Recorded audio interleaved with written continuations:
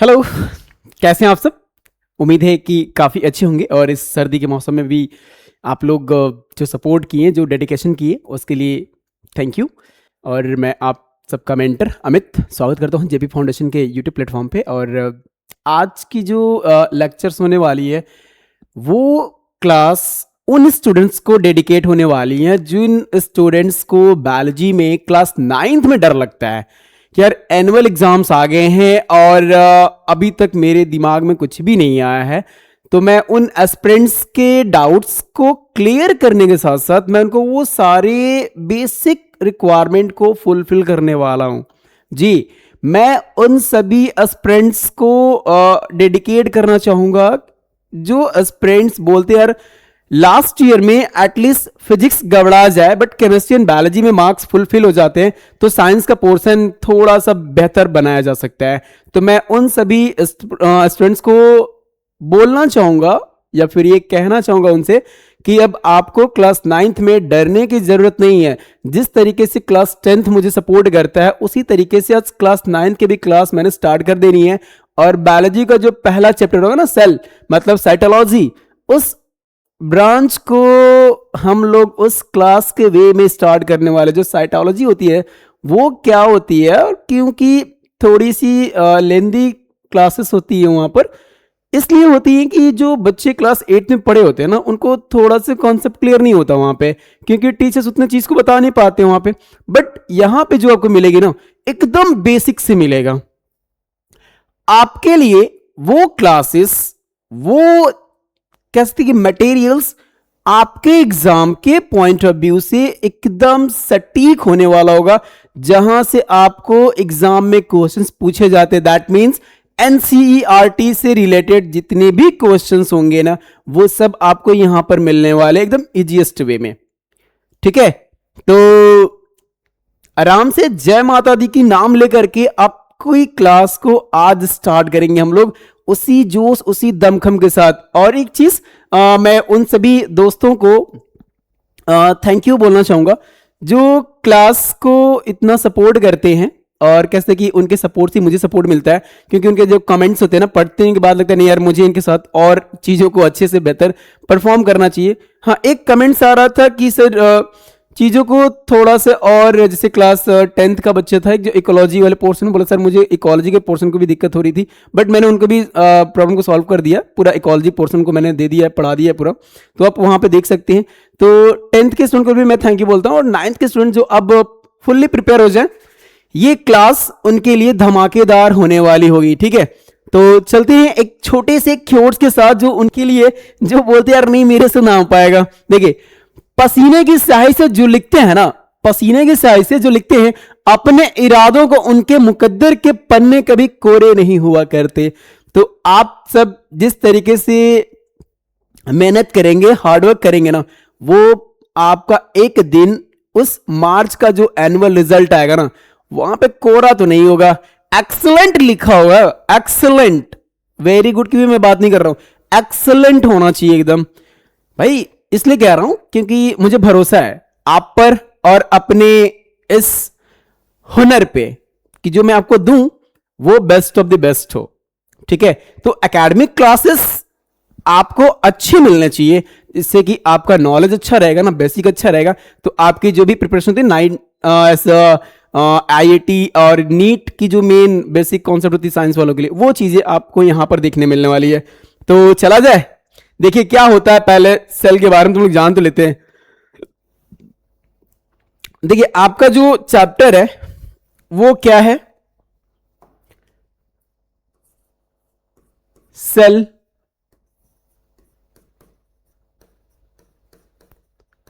Structure and function. ठीक है, ये आपका चैप्टर नेम है। अगर आपसे कोई भी पूछता है तो पहला ही क्वेश्चन पूछता है कि बच्चे what is the cell, tell me, या फिर गिव मी आंसर पूछता है। क्लास में भी एज यूजुअल नॉर्मल टीचर से पूछते ही हैं। तो आपको तो दिमाग में आ जाना चाहिए यार सेल पूछ रहा है तो क्या सेल हमने कभी देखा हुआ है क्या? कभी देखा है सेल को मैंने? भाई देखा तो नहीं है, बट हाँ हो सकता है कि देखे बट पता ना हो, ऐसा भी हो सकता है वहां पर। तो ऐसी चीजें कब आपको देखने को मिलती है? जब बच्चे क्लास 9th में आते हैं तब। क्यों? क्योंकि क्लास 8 तक तो टीचर्स इस तरीके से पूछते नहीं है, नॉर्मली पढ़ाया, एक्सप्लेन किया, बच्चे को बता दिया, समझा दिया, क्वेश्चंस करा दिया, बात खत्म।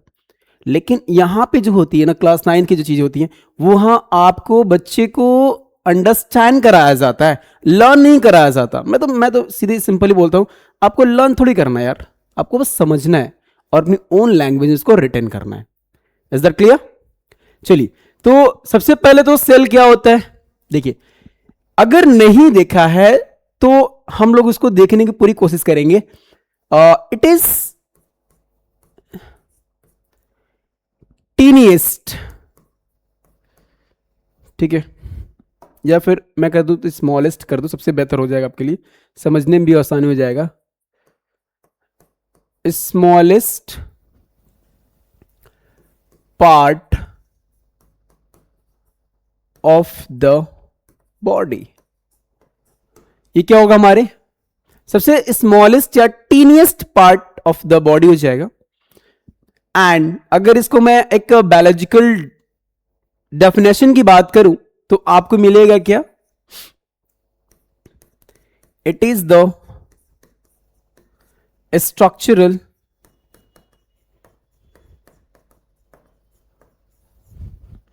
एंड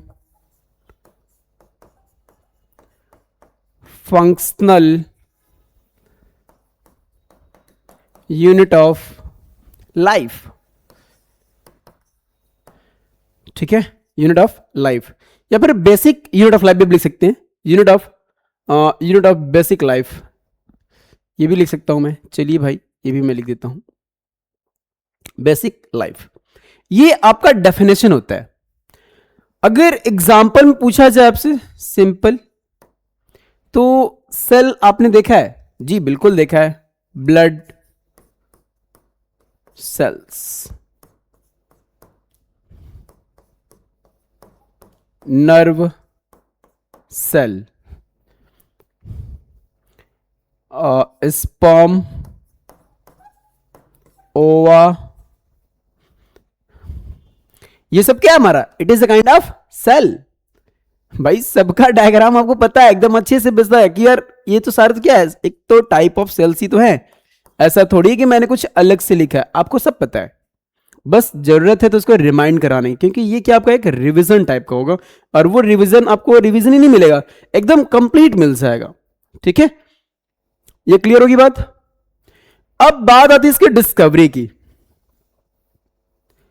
ठीक है, बात आती है इसके डिस्कवरी की।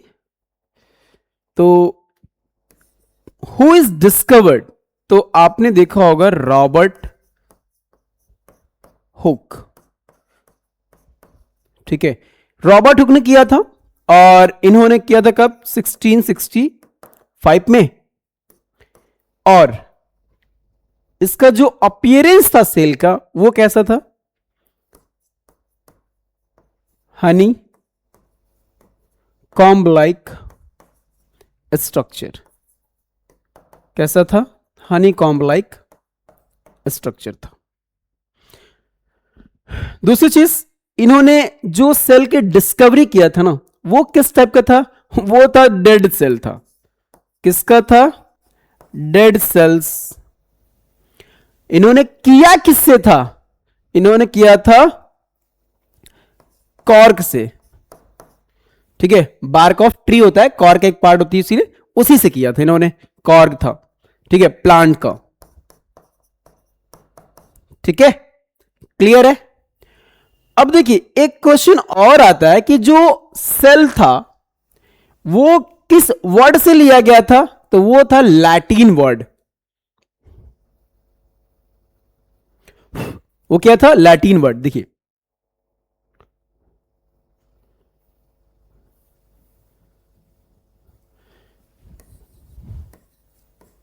cells words comes from Latin word। क्या था? सैलुली। इसका मतलब क्या होता है? एम्प्टी स्पेस, या बोल दें हम कि एक रूम होता है, मैं सिंपली बोल दूं यहां पर कि स्पेस और एम्प्टी रूम, ठीक है, इसका यही मतलब होता है। तो अगर आपसे कोई पूछ दे कि यार ये सेल क्या होता है, तो आप सबसे पहले आंसर क्या करेंगे, sir cell is the structural and functional unit of basic unit of life, ठीक है। अगर हम बात करें दूसरी चीज कि यार ये डिस्कवरी किसने किया हुआ था, तो सर इन्होंने तो रॉबर्ट हुक ने किया हुआ था। कब किया था भैया, तो 1665 में किया था। कहां से किया था, तो उन्होंने स्लाइस ऑफ बॉटल कॉर्क से किया हुआ था। और किससे ऑब्टेन किया था, तो उन्होंने किया था किससे, प्लांट का लिया हुआ था। एक क्वेश्चन और आता है कि यार उन्हें उस टाइम इतना एडवांस टेक्नोलॉजी थी नहीं, तो उन्हें किया कैसे था, तो इन्होंने किया था सेल्फ कंस्ट्रक्टेड माइक्रोस्कोप से किया था।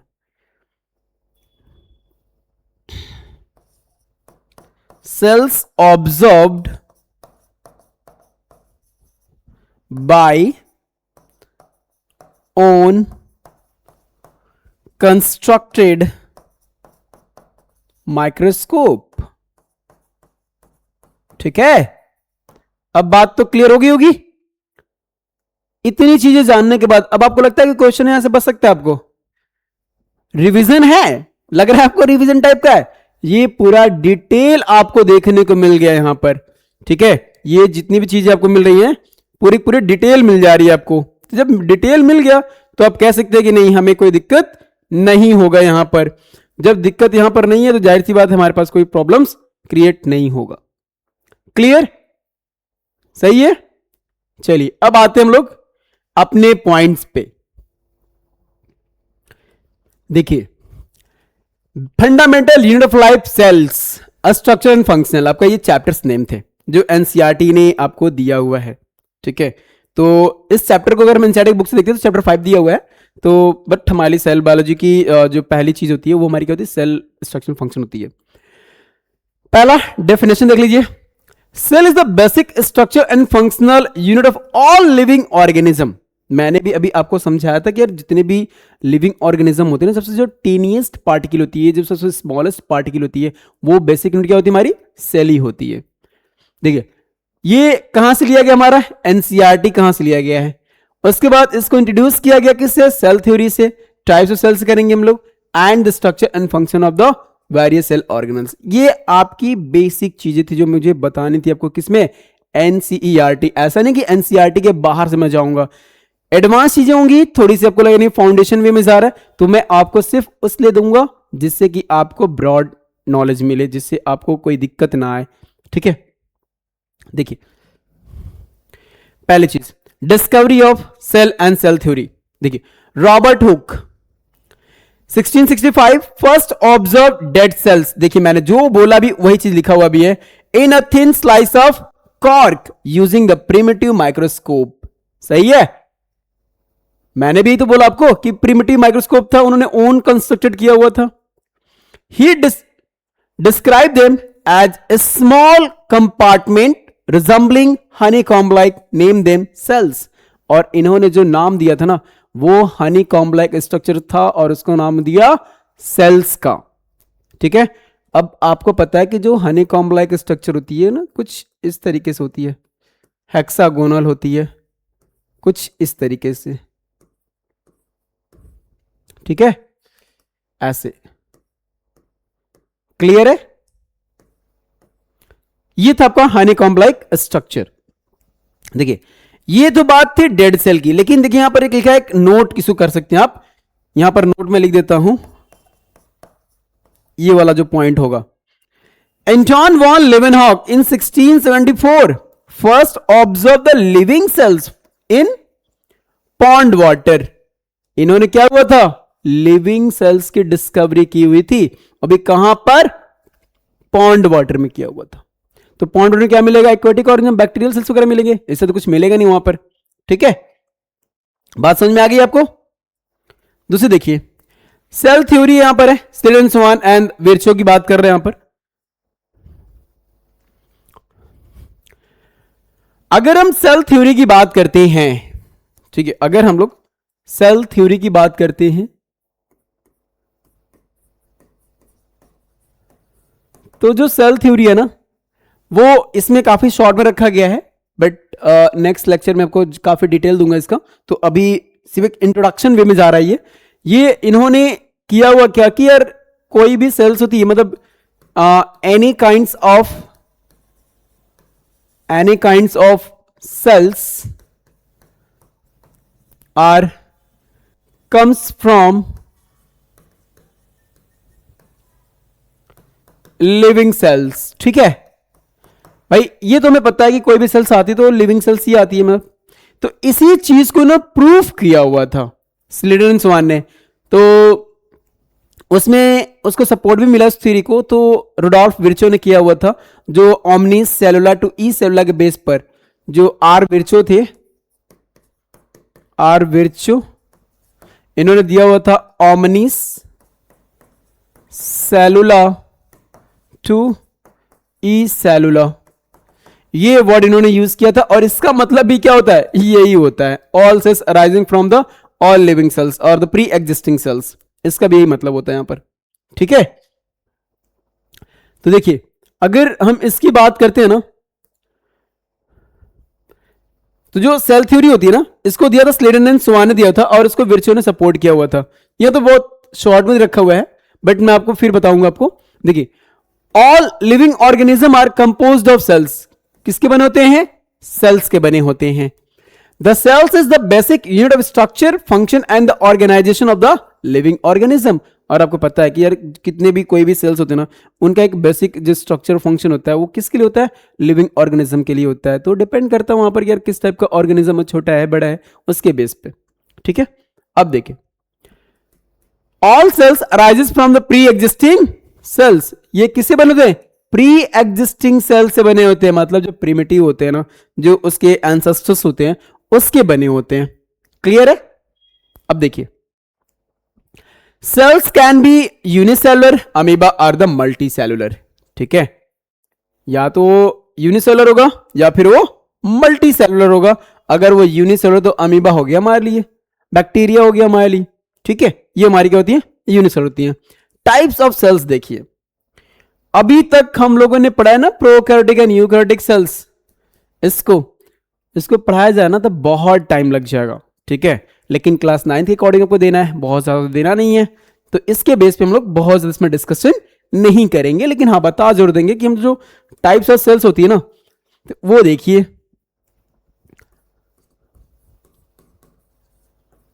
टाइप्स ऑफ सेल्स देखिए, on the basis of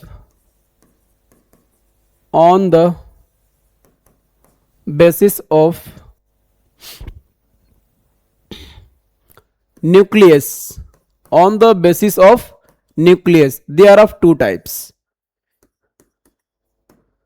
prokaryotic and eukaryotic।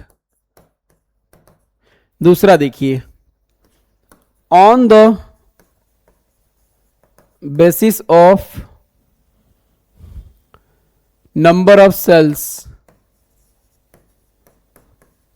On the basis of number of cells, इसमें पहला आपके पास यूनिसेलुलर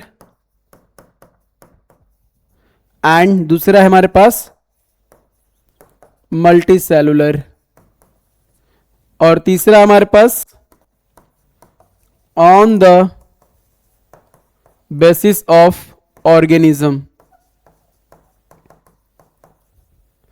ये देखिए यहां पर, ये होंगे भी हमारे पास दो टाइप के होंगे, एक प्लांट सेल होता है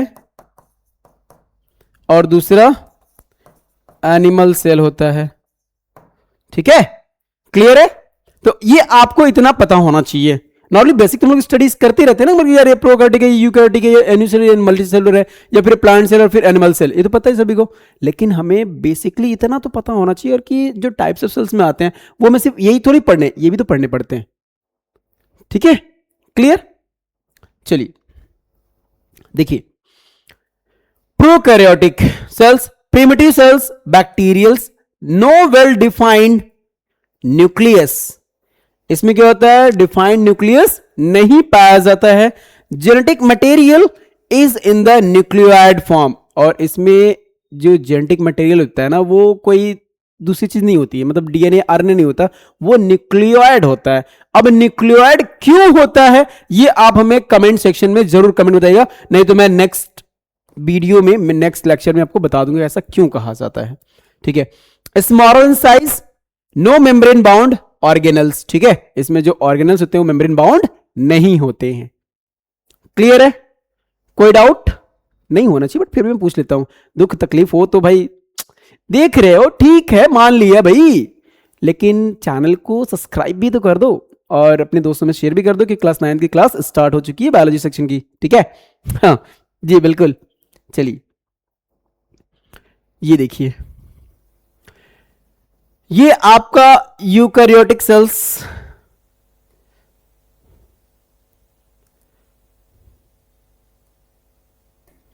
आपका यूकैरियोटिक सेल्स और ये आपका प्रोकैरियोटिक सेल्स। देखने में काफी अच्छा लग रहा है ना?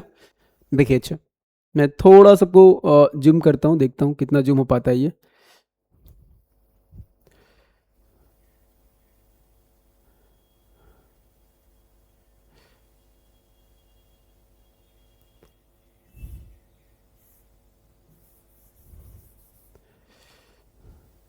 काफी बड़ा हो गया ना? छोटा हो गया, थोड़ा सा और देखते हैं। चलिए देखिए,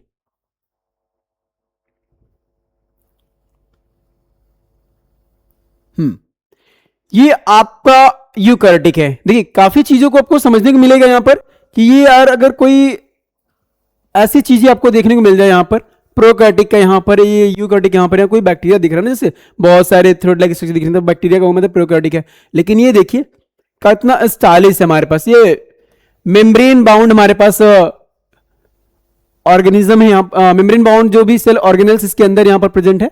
फिर देखिए न्यूक्लियोलस है यहाँ पर, साइटोप्लाज्म यहाँ पर, ये फूड कंपोनेंट हमारे पास है, ये प्लाज्मा मेम्ब्रेन यहाँ पर है, और ये माइटोकॉन्ड्रिया के स्ट्रक्चर यहाँ पर है, ये राइबोसोम्स के स्ट्रक्चर्स आपको दिख रहे हैं, ये एंडो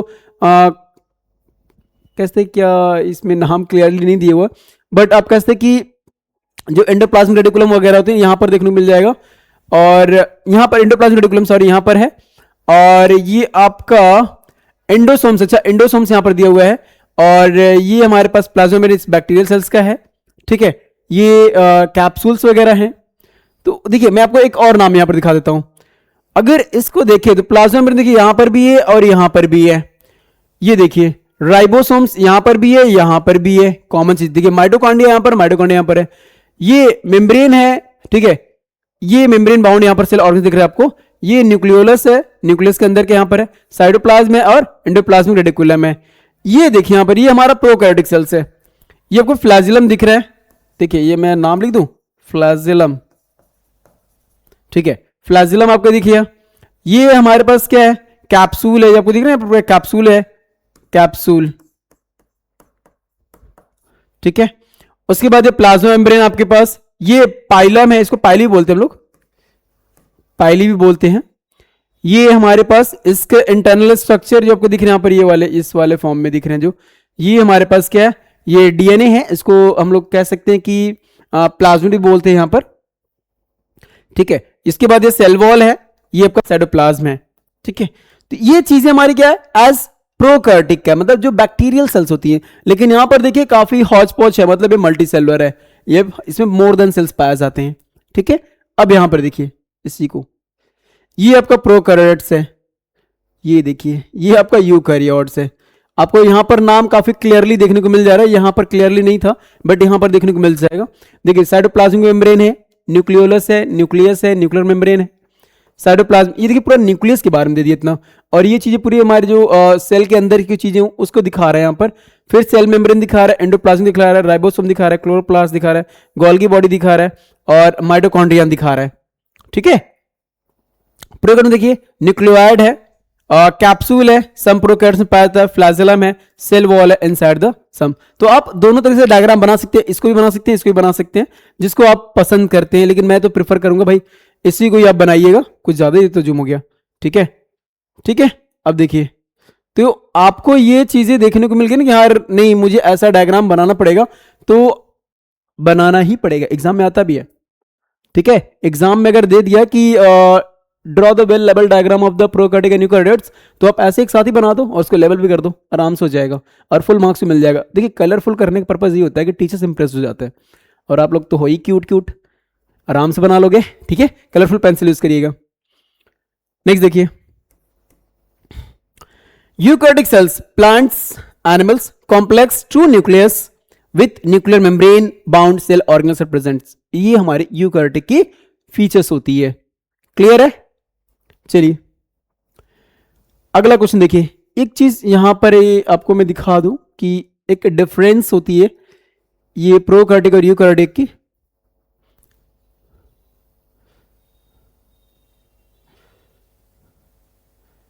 अब सही आपको दिख रहा होगा, ज्यादा हो गया,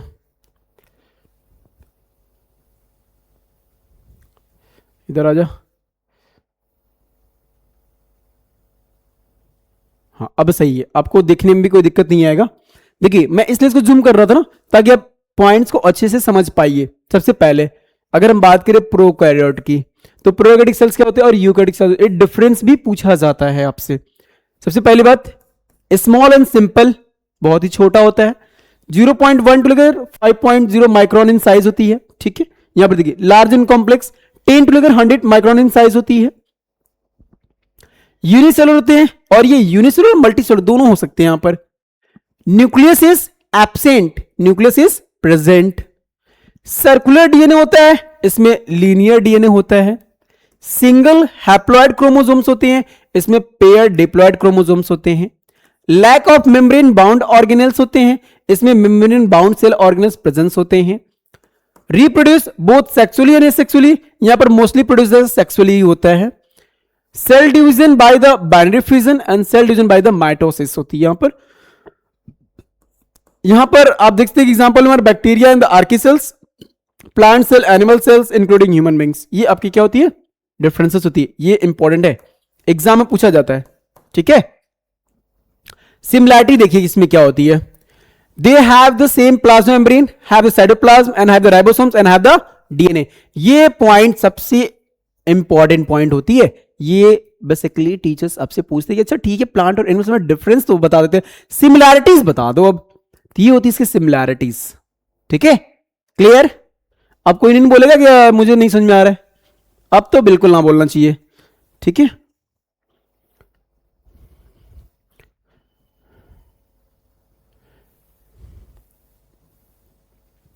साइज देख लीजिएगा, shape and size. Cells vary in shape, sphericals in RBCs, branch in nerve cells, and जो साइज है मोस्टली क्या होती है 1 से लेकर के 100 माइक्रोन होती है। स्ट्रक्चर ऑफ सेल्स देखते हैं हम लोग। All cells have the 3 basic parts, plasma membrane, cytoplasm and nucleus. ये तो सब लोग जानते हैं कि मेन इसके 3 ही पार्ट होते हैं। जो प्लाज्मा मेम्ब्रेन, इसी को एक और नाम बोलते हैं क्या हम लोग, सेल मेम्ब्रेन के भी नाम जानते हैं। सेलेक्टिवली परमिएबल बैरियर्स होती है, controls entry and exit, diffusion for the gases, osmosis for the water.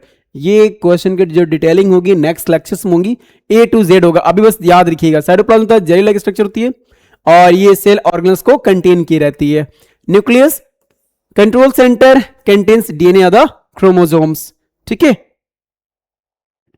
ये आपको दिख रहे हैं यहां पर एनिमल सेल्स और प्लांट सेल्स। ये डायग्राम अच्छे से देख लीजिए, बनाने की प्रैक्टिस कर लीजिए।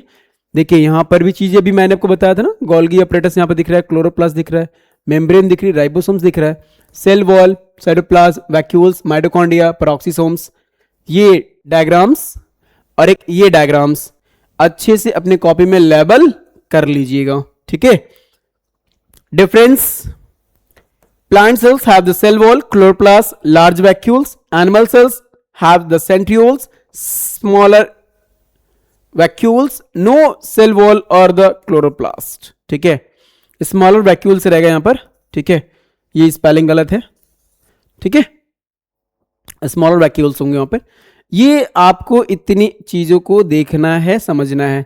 ठीक है, तो फिर मिलते हैं हम लोग नेक्स्ट क्लास में, फुल डिटेल के साथ मिलेंगे। ये सिर्फ एज इंट्रोडक्शन था, लेकिन नेक्स्ट लेक्चर में ऐसा नहीं होगा, सब कुछ डिटेल मिलेगा आपको। और तब तक के लिए जी, और wish you happy new years, क्योंकि भाई आज साल का लास्ट डे है और हम लोग की कह सकते हैं कि मिलेंगे हम लोग नए साल में। तो तब लोग एंजॉय करिए अच्छे से और बी केयरफुल रहिएगा। तब तक के लिए मिलते हैं। राधे राधे।